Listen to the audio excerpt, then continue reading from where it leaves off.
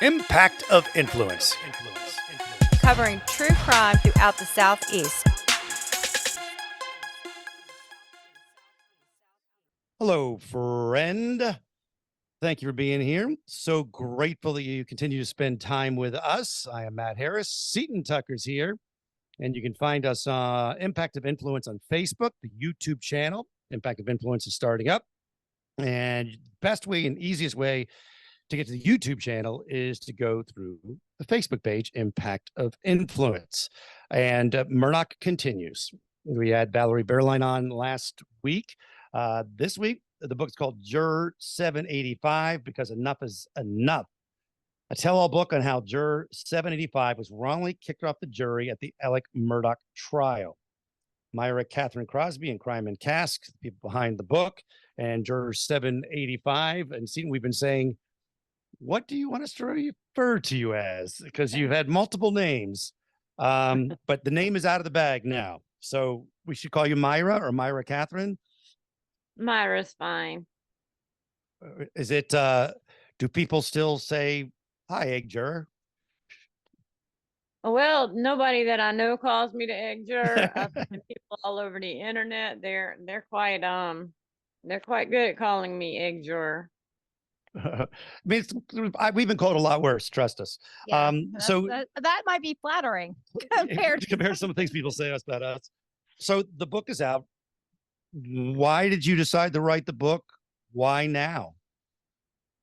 I just got fed up with the untruths that had been told and the lies that were spread about me.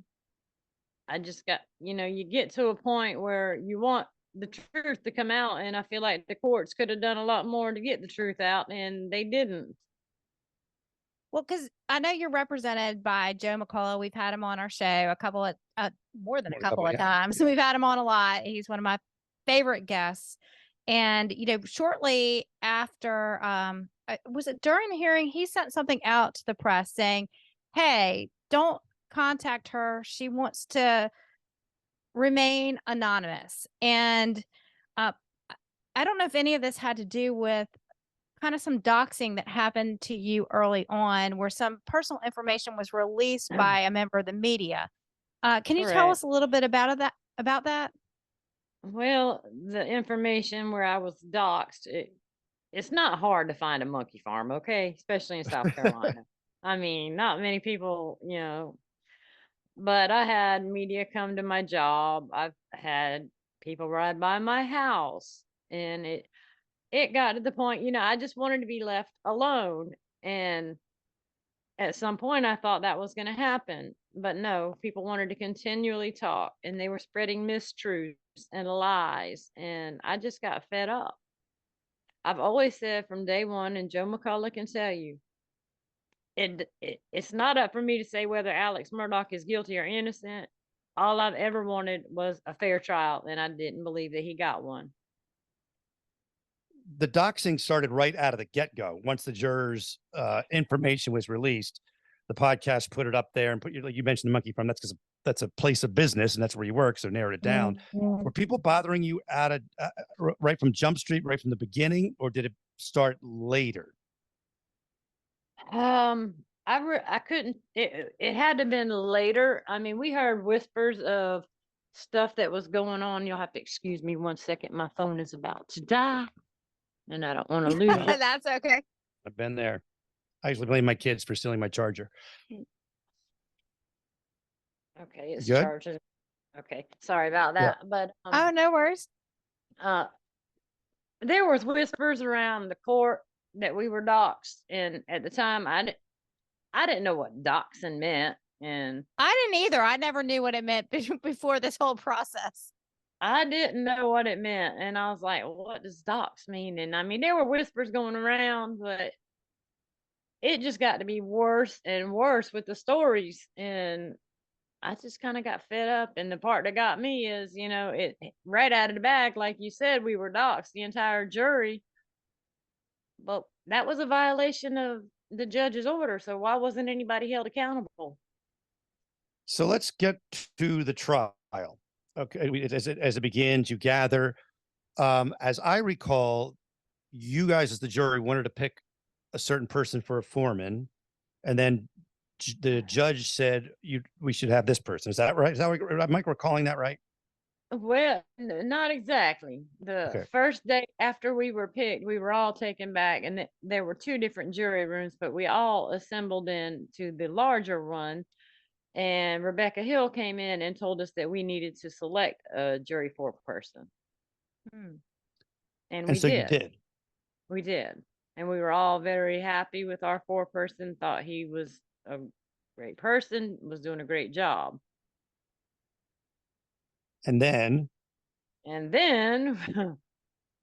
he was not our foreperson, and the judge selected a foreperson.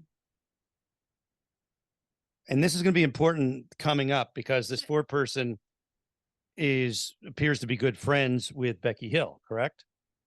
From what I understand, correct. So there was no other indication of why the judge would select someone different than what the other jurors had selected. Well, we were a little bit confused because when the judge called us up there and we were all selected, he said that he would choose a foreperson. So we thought that he was going to choose a foreperson. But when we went back to the jury room that first morning, Becky Hill told us that, y'all need to choose a foreperson. So we were completely just thrown off, if you will. One of the things that it's just like a brief mention in the book, but I found troubling or interesting, is that the SLED agent, I think it was Radolfsky, you say was following you during the trial or at the beginning of the trial. During the trial. Why do you think so?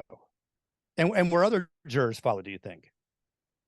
I don't know if other jurors were followed or not. I know that my husband and myself were at a store, and when I turned around, unless he just happened to be there at the same time, which I find really rare, but he was there. And then on our way to court one morning, we had a very suspicious vehicle following us, and when we turned into where we all parked at, the truck turned into a driveway not far from us, and an officer got out. That had to be pretty creepy. Let's talk about some of the testimony, Seton. Yeah. So one of the reading your book, one of the the people who gave testimony was Roger Dale Davis. Can you tell us about your biggest takeaway from his testimony? And well, let's just refresh. He was the caretaker of the dogs. He was the one that had to put Mr. Murdaugh's dog down. That really stood out to me. And I understand, I have hunting dogs. I should say my husband has hunting dogs, but they're mine too. So I understand, sometimes they get sick. Sometimes you have to put them down so they're not in pain. But he said that Alex couldn't put the dog down. He had to come do it. That stuck out with me very hard, because how do you murder your wife and your child, but you couldn't even put a dog down? I said it at the time too, that I was surprised the defense didn't hammer that, because they never really brought it up again. And did he say on the stand? I think he did, that he didn't think that Alex Murdaugh did it. Like, I think he said he couldn't see him. Like I said, I think it was more like I couldn't imagine it or something like that. Right, because he couldn't put his own dog down. Yeah. The other person that testified that you had thoughts on was Nathan Tootin, who was Paul's good friend. Why was he highlighted in your book? He was fidgety. They said follow the evidence, listen carefully to each person that was testifying.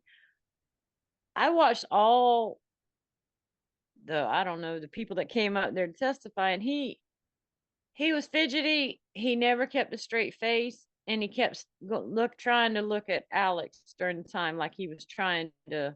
It was almost like he was scripted. He looked really angry I was there for that day, and he just looked so angry on the stand. And what refresh people's mind? What was the point of him being on there? Was he talking about the guns, the dogs? He was talking about the guns, I believe. That's right. That's right. That's right. As to why there was, when and how they disappeared. Did Paul Right. get a new one? That sort of thing. And also, he was asked the. Go ahead. No, you're about to say something. What did you? Yeah, I was about to say, apparently, listening to a lot of their testimony, Paul was not very gun savvy. He left them laying around, and apparently several have been lost, misplaced. Yeah. I don't know. I guess he didn't keep up with them. I didn't get that. So more and more things are happening in the trial, and it's about to become time for Alec to take the stand. Now, I know we'll get into specifically about don't get fooled and all that sort of thing, but I'm interested, was Becky Hill talking to you guys about the trial and what you were thinking already, or did this start to occur once Alec was about to hit the stand? Well, she called me into a private office to question me, and it was more than questioning me about a Facebook post. It was more or less my opinion. I don't know what she asked other people. This is before Alec, though? Was this before he testified? I don't even. It was close. It was close about that time, right? Yeah, it had to have been close. So the whole Facebook post thing, and I'll try to get your head around it here a little bit, everyone, if you've heard us talking about it.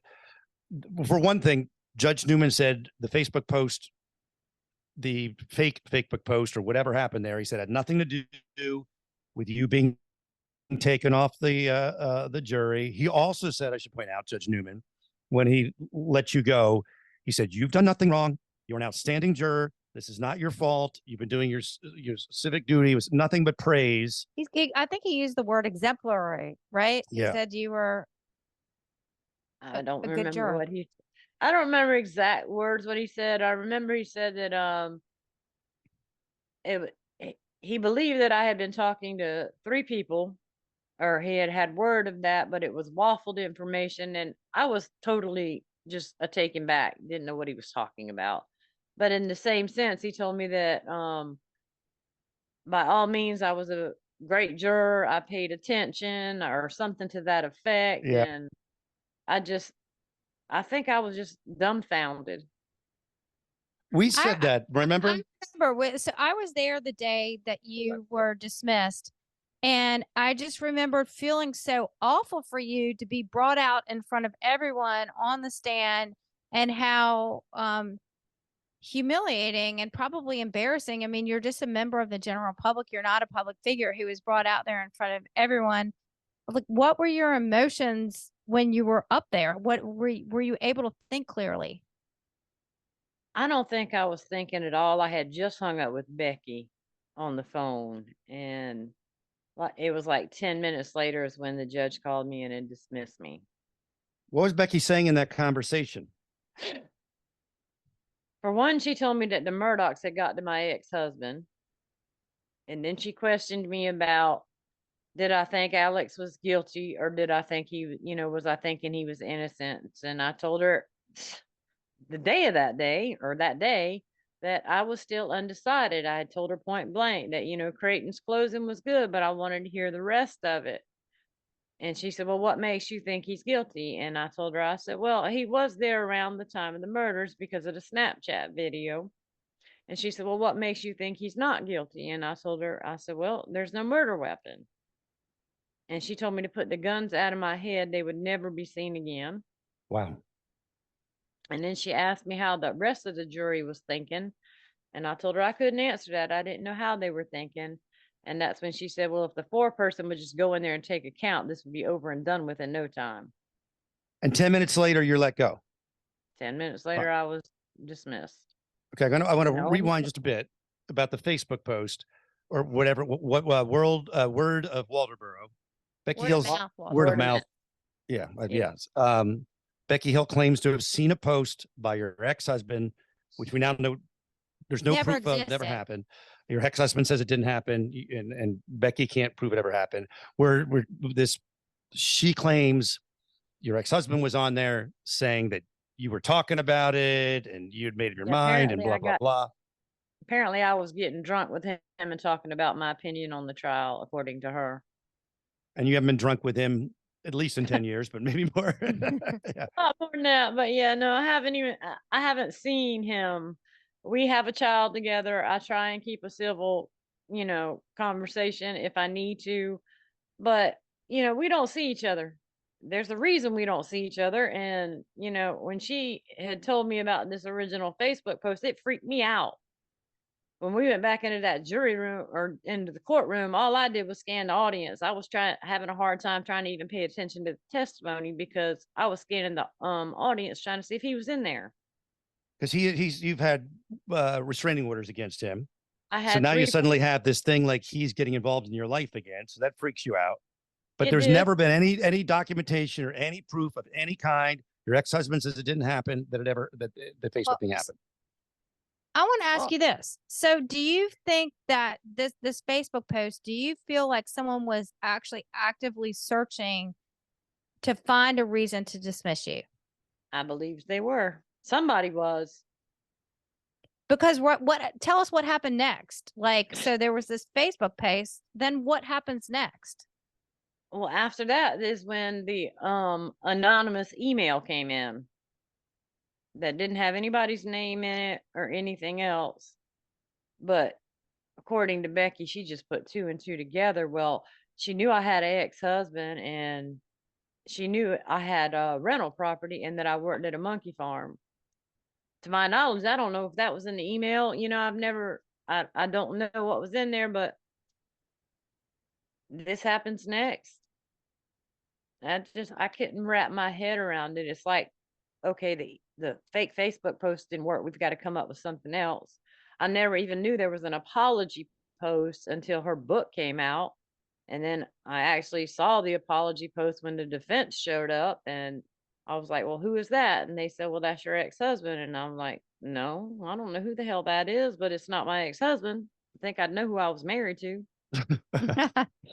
The apology post you're referring to is some post that was on Facebook from some guy with a similar name or something who said like the devil made him do it or something. The same name, but didn't live in the same town. I think lived in Georgia. Georgia, right? And somewhere in Georgia, but the ironic thing is the fake apology post was dated before Becky said she saw the original post. So how could he? Yeah, I mean, everybody was just so out to make me this liar who ran her mouth and did this and did that. Well, the Facebook post was the first failed attempt, and then they had the email, and then speaking with my tenants, and it just kept going and going and going until they finally got what they wanted, and I was dismissed. Okay, so let's go over the email. So first there was this fake Facebook post, which nothing ever came of it because it wasn't your ex-husband. So then there was an anonymous email sent by, I guess, a worker at was Domino's. it Domino's? Was it Domino's Yeah. or Pizza Hut? Domino's. And her name was Christine Avery, and Correct. she alleges in this email that you were talking outside of the courthouse about the trial. That's what she alleges. Well, she apparently, from what I understand, sorry, my phone again. But That's all right. Yeah, that's all right. apparently she was a co-worker of one of my tenants, is from what I was told. And she said that I was told my tenants that I was on the jury and that I had been talking about the trial. That's what I was told. And your tenants were, we talked about this when it happened, how long they were waking up at some really weird hour at night. Yeah, 9 Yeah, or 10 o'clock at night. They weren't too happy. And then they were dragged down to the courthouse for They told her to long report time. to the courthouse at 9 a.m. and then sat in a Correct. room until 6 p.m. And they had interviews with SLED, I guess, the evening before. And they said, sign these statements. This is what you told us the night before. So they were so tired, they just signed the statements and did not read the statements. Is that accurate? That's exactly what they told me. Well, I don't think it was just, I think they were told, this is what you said on the video. We need you to sign this. And I think they were so aggravated after sitting there all day. And I think they just signed them and left. And they even told me that they were supposed to get a copy of what they signed, and they never even got a copy of what they signed. And they deny that there was any real conversation about it other than you were on the jury. That's about it. That's correct. Do we know if there's any videotape of this conversation that these tenants had with SLED? I was told that there was video. I've not seen the video. I can't, I don't know. One of the things, and I'm forgetting exactly when she said it. I think it was when you talked about Becky said that maybe Murdaugh got to your ex-husband. And then she said, according to you, she said, I've been harassed by the Murdaughs too. Am I getting that right? No, I don't remember her saying that. I don't remember her saying that on the phone. I actually, when I came home that day, the first thing I did is I called my best friend, who happens to work for an attorney and a judge, and I let her know what happened. And she told me that the best thing that I could do is write it down while it's fresh in my head, exactly what happened. And I still have that statement written down in my phone from everything that was said that day. But On don't February remember saying. 20, oh, go ahead. I'm sorry. I don't On remember February saying 23rd. it. Go What's ahead. that? I Go know we're ahead. going. I'm sorry. On February 23rd, you talk about this. The day Mr. Murdaugh was to take the stand, I was lined up in the hallway with the other jurors, preparing to go into the courtroom. Mrs. Becky came into the hallway and greeted us. She then exclaimed, "Today is going to be epic. Alex is going to Mhm. take the stand, and we're going to hear a lot of things, but don't be fooled by the defense. Pay close attention to Alex's body language and watch him closely." And then talked about how we're all going to be famous after this trial. Oh yeah. That seemed to be a running theme where she was talking about being famous. Oh yeah. I don't know who she thought was going to be famous, maybe herself, but it there were several jurors that made comments that they were going to go on to Oprah, and that they were doing this. And I mean, if you didn't hear her make these comments, then why would you respond to them? Okay, I want to talk about the smoke breaks. Yeah. Because, you have been accused of talking about this case, every day. We all heard it multiple times a day. Judge Newman said, do not discuss the case. He told y'all every time you left and left the courtroom. On the smoke breaks, did you hear conversations between jurors talking about the case? I'm not going to say which specific jurors, but during smoke breaks, and I guess it was during the financials, when Creighton was bringing up all the different cases about the money and how much Alex stole. People made comments about, oh, he's guilty. He's guilty, from hearing the financials. So did you feel like the financials, in your opinion, was a big turning point for the jurors? Like, after hearing all the despicable things that he did, and stealing from lots of different people, do you feel like, or not feel like, that had a huge impact on some of the jurors? So one of the, see, where do I want to go next? Because there's so many amazing things you write about in here. So at one point, the court says, so has she, Clerk Hill, discussed the case with any of the jurors? Has the clerk discussed anything about the case with anyone on that jury? And use of the question kind of was a little tricky to unravel.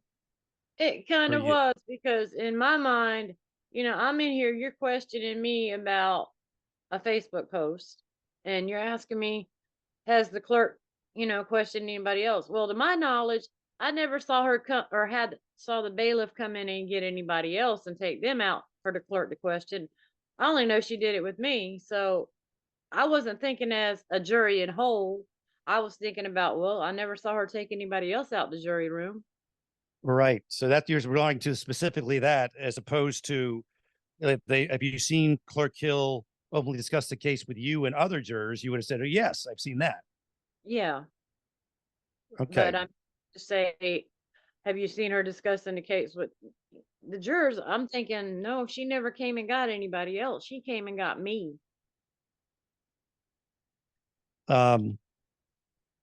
You at one point said that, and I don't know when this happened, 3 originally voted not guilty. When was that vote taken? I guess that was their first, I don't know, I guess when they went in the deliberation room, they did a pre-count, and then I guess they But you weren't in discussed. there then. Were you in there? I was not. Or someone told you this? Correct. Oh, And I okay. believe it was 2 not guilty and 1 not sure. But then they wrapped it up so quickly. Mm-hmm. Do you have Correct. thoughts on why that? Do you think? I mean, it doesn't matter if someone's bully doesn't hold up in court, but Well, I mean, there was also the whole thing that, like, what we've heard, it's been in court documents about being denied smoke breaks, I've heard or that. or maybe having to spend the night. Do you feel like that impacted or made this quick decision happen? I can't say what happened. I wasn't in that room with them deliberating. I mean, I've heard from a couple of different jurors how it happened, but I wasn't there, and I don't want to make a speculation on what was said or what wasn't said. now just to rewind just for a second, Alex Murdaugh on the stand. I believe you were buying into his tears, where some others were thinking it was a show, right? And then you also had someone next to you, either the first foreman gave the Kleenexes, right? Tell me a little bit about that. Well, he was on the stand and he was visibly upset. I mean, you see tears, whether they were fake or not, I can't answer that. I can only tell you what I saw. And the previous foreperson looked at me and he's like, "Can I slide the tissues?" And he slid the tissues down to the end of I guess, the little banister that was in front of us. Mhm. And Alex up and got the tissues. Um, And after that happened, there was kind of There was a big blow up from the new foreperson telling us that we needed to quit buying into that because he was crying on demand, and that oh, there was a circle and we needed to pay attention to the circle. If he's the only one in it, then and 1 or 2 of the jurors got up and walked out the room when she said that, and he was really upset, like the previous foreperson was really upset, like he had done something wrong. I mean, it's kind of and that would hard when seem you. to me that you're talking about. I'm sorry. It would seem to me that that would fall under you're talking about what's going on, and you're not supposed to Yeah, be doing that till deliberations. correct.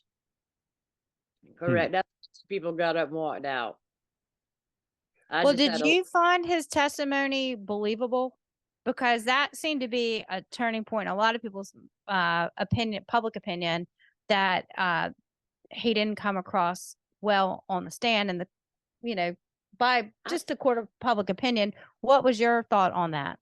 I kind of believed the emotion that he had. I believe some of his testimony, all of it, I can't say I believe, but some of his testimony, like when she said he was crying on demand, I get that. When the defense was questioning him, he was crying because they were showing him pictures of his family. Do I think that was real? You're absolutely right. I do believe that was real.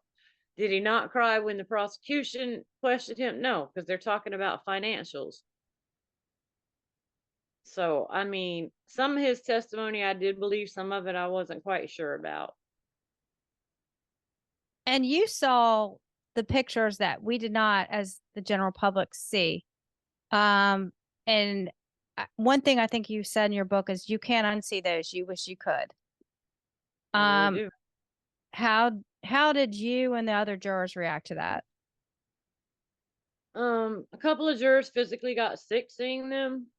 I still have nightmares. I can close my eyes and draw those Hmm. pictures. I wouldn't wish it on my worst enemy. Um, you know, this has taken a toll on you, and as you say, you have one of the reasons you've written the book is because of the toll it's taken, and you couldn't it wasn't just disappearing. It wasn't going away. You've even said You're still trying to get back to normal. I think you said that in the book. you even like I'm cut your kind of hair, maybe normal. did some things like that. I did. I cut my hair. I don't go. I I live in Colleton County. I try not to go out. If me and my husband go somewhere, it's usually out of the county. If we got to have groceries, he'll do the grocery shopping. I try to stay out of town because it is such a small town. And, if you go to town 9 times out of 10, you're going to see somebody that either was at the courthouse or they know you were on the jury. I mean, I tried to change my looks. I tried to change everything. And every day it seemed like on social media there was somebody talking about the egg juror and the egg juror this. And, it just got to be redundant. And I have never felt like I couldn't go out of my own house. And I felt So that this way. has had a big impact of your life and nothing that you willingly signed up for. Did not. Won't ever do it again. I can promise you. It is super sad that people have taken it out on you. And I think one of the big takeaways, yeah, you might have felt that Alec may not have, the burden of proof might not have been met, but it appears to me that your main thing that you're trying to get across is that there was jury tampering, regardless of Alec's guilt or innocence. You 100% believe, and you believe others in the jury know there was tampering. Yes, I do. I've said from day one, and if you've had Joe McCullough on, then he can tell you. All I have ever said is I believe that Alex should have a fair trial. I think everybody should have a fair trial. I don't care if you're the worst human in the world. That Sixth Amendment guarantees you a right to a fair trial. And if you've got a member of the court trying to poison you, even if another jury member says, oh, well, it didn't phase my verdict, how do you know? I'm not a professional juror. If I'd have been in there and in a delivery room, that probably would have been one of the things I brought up. Well, Miss Becky said. So, you might not even know that it affected your verdict. Oh, sure.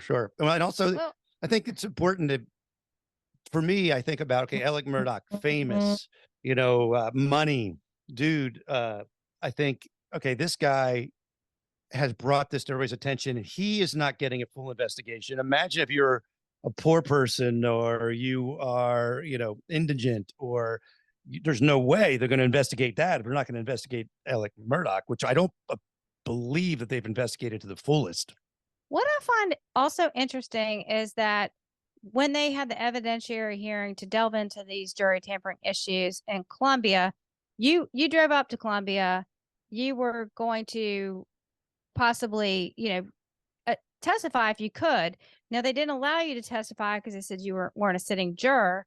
But what I also found interesting is they did allow the alternate to testify, and I didn't understand why. If you're going to investigate.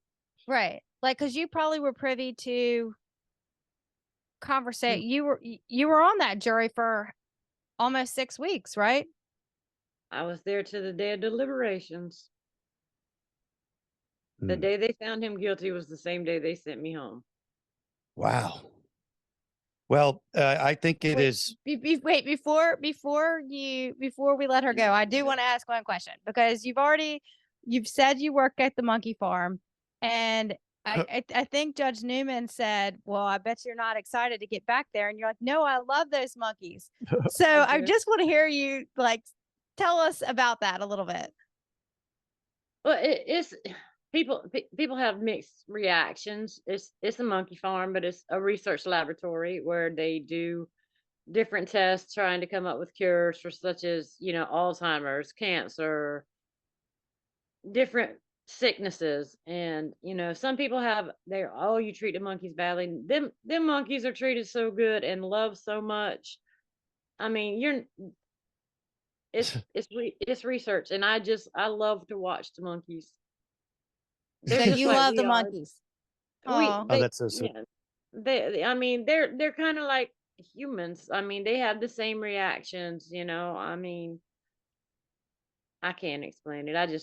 I enjoy watching them. She is juror 785 because enough is enough. A tell-all book on how juror 75 was wrongly kicked off the jury at the Alex Murdaugh trial. Myra Catherine Crosby and Cram and Cast. The book, is it come out tomorrow or whatever? I mean, I shouldn't say tomorrow. You 'cause can we're find dated. it on Amazon. Is that correct? From what I was told, it'd be on Amazon. I guess it was supposed to come out this morning, but there's some kind of glitch with Amazon, and they're just waiting for an email to say that it has met all their KDP publication. I'm not sure how that works. Once this pod rolls, it'll be there. I think regardless of people, how they feel about what you're saying, they should give you credit for being brave enough to go against the public meanies, the mean girls and the trolls, because it does appear you just want there to be a fair trial, and that's hard. Yeah. It's hard. It You're is, fighting an uphill battle. especially when it is, but my dad was a retired Navy man, and he taught me to have thick skin. People have talked about me, and as you said, the quote unquote mean girls and their little podcast, they've been nonstop. And I look at it like this: I was there every day. I listened to the trial. I didn't do anything wrong. So if you have to talk about me, then you're leaving somebody else the hell alone. Oh, Well, I mean, and you didn't ask for any of this. You were only serving your civic duty. So, I mean, again, kudos to you for speaking out, and good luck. good luck. Yeah. I mean, Keep us updated. posted, and Say hi to the monkeys. say hi to the monkeys. For us. I'll do Thank you it. very much. Have a great Thank night. you. All right. Thank Thank you. you. Bye-bye.